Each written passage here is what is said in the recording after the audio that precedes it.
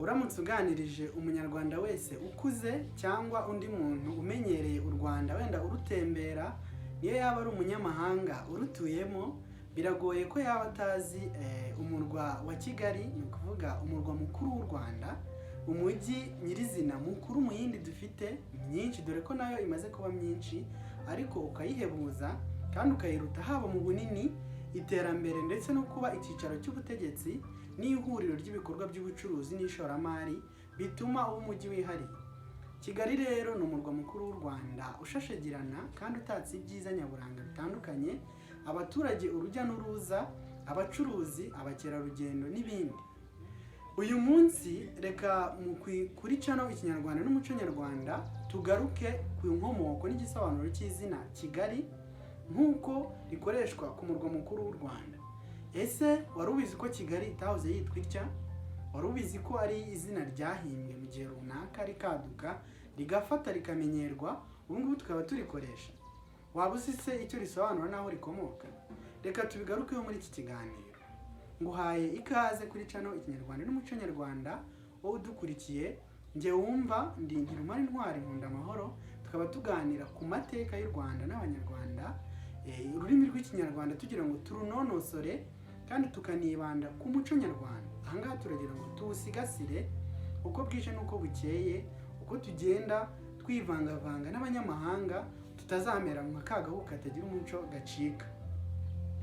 Izina Kigali rero abantu benshi bazi ku izina ry'umurwa mukuru w'u Rwanda, ni ijambo rikomoka ku musozi wa Kigali. Uyu nguyu abenshi bawuzi nka Mont Kigali. Uyu ukaba ari umusozi wo mu Rwanda hano muri Kigali, ukora ku mirenge 4 mu karere ka Nyarugenge, harimo Kimisagara, hakabamo Kigali ubwayo ndetse n'indi mirenge 2. Iyo yose ikahurira ku musozi wa Mont Kigali, umusozi nyine wa Kigali. Iri zina ryadutse ku ngoma y'umwami Kigeli Mukobanya wategetse u Rwanda hagati y'imyaka 1378 n'1411. Tugiye rero kureba ngo iri zina ryaje rite, rikomoka hehe kandi risobanura iki mu buryo burambuye. Ubundi bijya gutangira, umusozi wa Kigali uyu nguyu nyine Mont Kigali ntabwo wari mu bwami bw'u Rwanda, wari mu Bwanacyambwe mu Bugesera. Ukaba rero nk'uko bigaragazwa n'inzobere mu mateka y'u Rwanda Nsanzabera Jean de Dieu mu kiganiro yagiranye na Kigali Today, wari umusozi wari uri mu bwami bw'Ubugesera aho kuba mu bwami bw'u Rwanda. Icyakora umwami Cyilima Rugwe w'u Rwanda yafashe umwanzuro wo kujya gutura ku musozi wa Kigali, hari hataritwa haryo nyine. Aragenda arahatura ashaka kwiyenza ku mwami Nsoro Bihembe wa Bugesera kugira ngo azahamwambure, amutere ahigarurire ahamwambure. Icyakora Nsoro ntiyamugirira inabi, ntiyamukomakoma, arahamurekera arahatura mu mahoro. Nuko Cyilima Rugwe aratuza aratimaza, mbese ahamara igihe kirekire.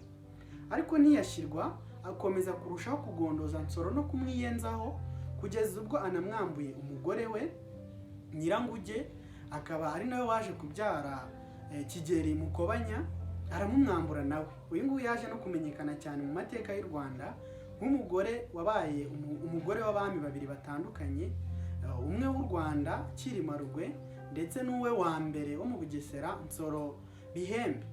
Uyu rero yaramumwibye aramujyana, urumva ko yari yaramwendereje bikabije, aramwiyorera nabwo aratuza.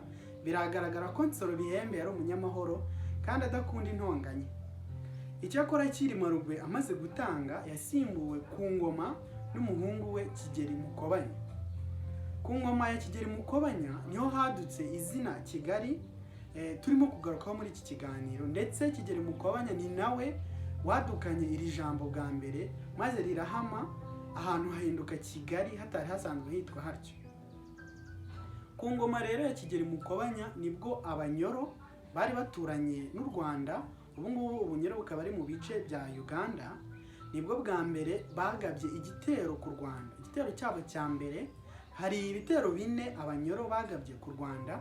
Hari icyo twagarutseho cya gatatu muri iriya nkuru ngo utaza akarayifumbwe arazifu, habonye ko hari mu gitero cya gatatu Abanyoro bari bateye u Rwanda Mu cyambere rero hari ku ngoma ya Kigeli Mukobanya.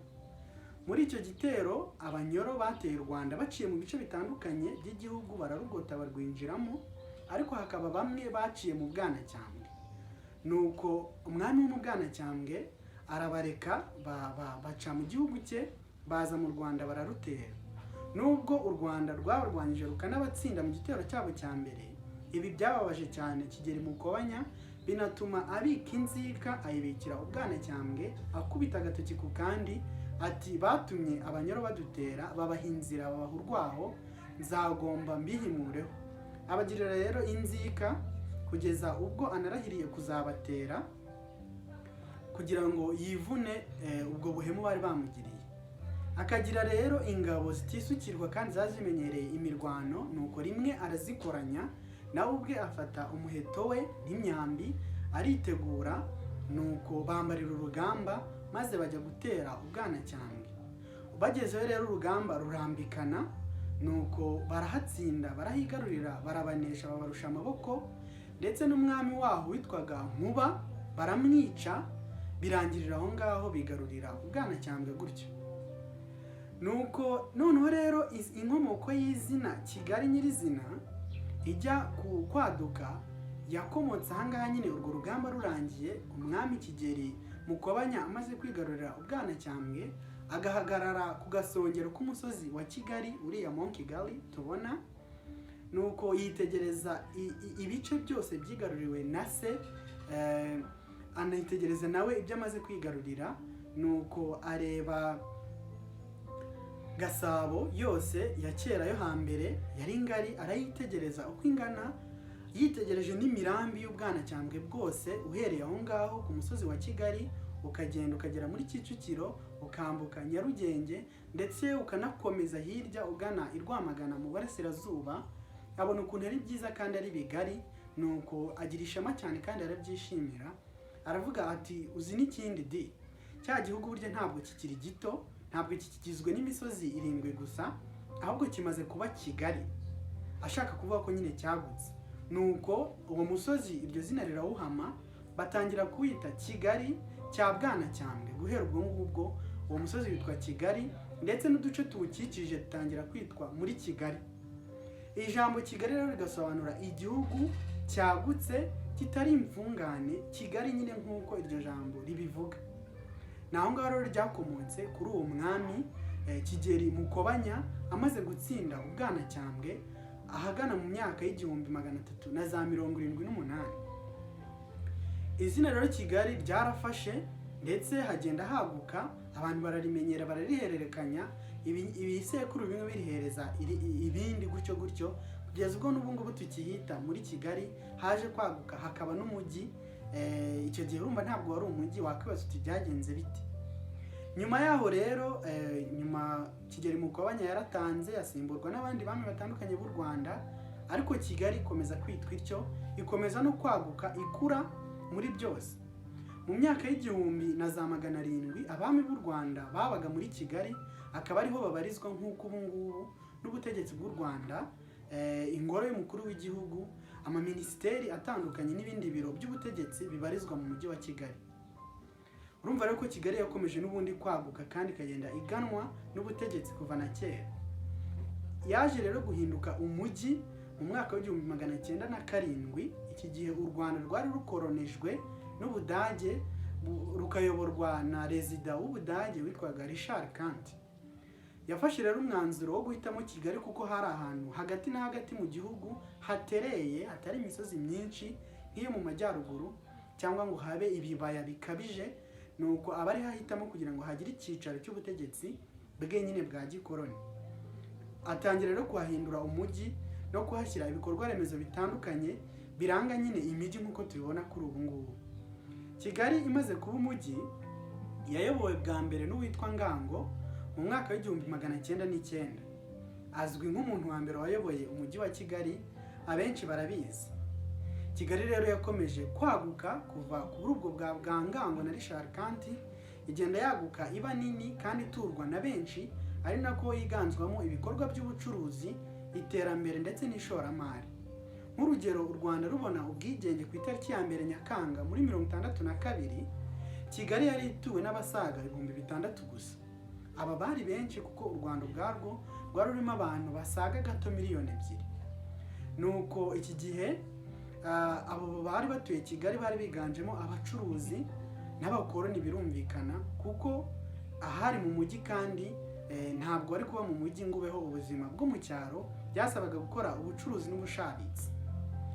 U Rwanda rero rwafashe Kigali ruyihindura umurwa mukuru warwo muri uwo mwaka w'1962 rumaze kubona ubwigenge, birushaho gutuma Kigali iba umujyi ukomeye kandi ufite izina rikomeye n'amateka yihariye mu mateka y'Abanyarwanda. Kigali rero yakomeje kwaguka no gukura, igenda itera imbere kuva icyo gihe cy'ubwigenge kugera n'ubu. Yakomeje kwaguka haba mu buso buyigize, yaba mu mubare w'abayituye n'abayigana, abakerarugendo bayigana, abanyamahanga n'abashoramari n'ibindi. Ikomeza kugenda yaguka mu iterambere nyirizina, ibikorwa remezo n'ibindi. Kigali igenda irushaho kwaguka no kuba Kigali koko, nk'uko Kigeli Mukobanya yari yarayise Kigali ashaka kuvuga ko ari igihugu kirimo kugenda cyaguka. Kugeza ubu ngubu Kigali imaze kugera ku buso bw'ibirometero kare 730, kandi mu 2024 Kigali ibarurwamo abaturage bagera kuri 1,288,000. Urumva kuva ku 600 muri 1962 kugera kuri 1,288,000 muri 2024, nyuma gusa y'imyaka 62, ni ubwiyongere bufatika bw'abaturage, iterambere sinakubwira, ibikorwa remezo, inyubako, ubucuruzi, guhanga udushya n'utuzi, imirimo n'ibindi nabyo byakomeje kwimakazwa muri Kigali. Ngaye rero amateka y'inkomoko y'izina Kigali ryahawe umurwa mukuru w'u Rwanda n'icyo risobanura, byadutse ku ngoma y'umwami Kigeli Mukobanya mu myaka y'1378. Izera ko rero mu bisobanukiwe niyo wajya kubyibaza ukabyumva utazi icyo bivuga, ukaba noneho usobanukiwe aho bikomoka n'icyo bisobanura. Niba rero umenye iri jambo ugasobanukirwa aho rikomoka n'icyo risobanura utari ubizi, twandikire muri comment, kandi ntibibagirwe gukanda like kugira ngo YouTube iki kiganiro ikigeze ku banyarwanda benshi ndetse n'abandi bashishikarira amateka y'u Rwanda, bashaka gusobanukirwa byinshi ku bijyanye n'inkomoko y'amazina y'ahantu n'ay'abantu mu muco nyarwanda n'ururimi rwacu. Mwakoze cyane rero kudukurikira kuri iyi channel, kandi mujye mugaruka kugira ngo ibiganiro dushyiraho bikomeze kungura abanyarwanda benshi ku muco, ururimi ndetse n'amateka. Hari ingingo wifuza ko twazaganiraho, cyangwa se wenda nk'izina runaka ry'ahantu cyangwa ry'umuntu wifuza ko twazasobanura mu biganiro bitaha, ntiwiheze utwandikire muri comment. Mwari kumwe rero nanjye Ntivumara Intwari, nkunda amahoro, naho ubutaha.